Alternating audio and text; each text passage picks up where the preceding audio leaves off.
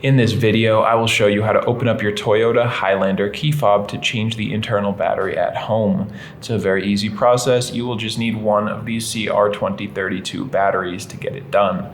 If you'd like to get one of those online, I will leave a link down in the description to get one of them on Amazon for just a couple of bucks.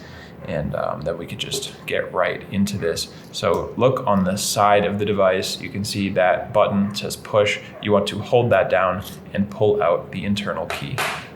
Right here we see this vertical line, that's the keyhole, and perpendicular to it there's this little horizontal line. That is what we want to use to open up the device. So take a regular flathead screwdriver, insert it into that area.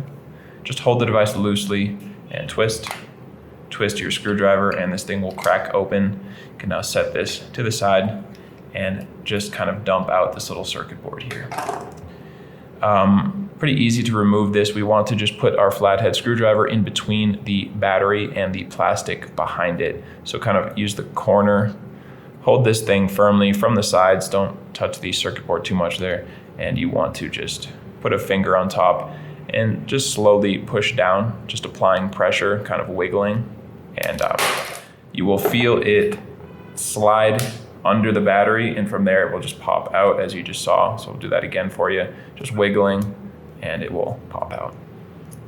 Pretty easy. Again, this is a CR2032 battery, and when you put your new battery in, make sure the positive side, the one with the plus on it, does go face up. And then you can just click that in there.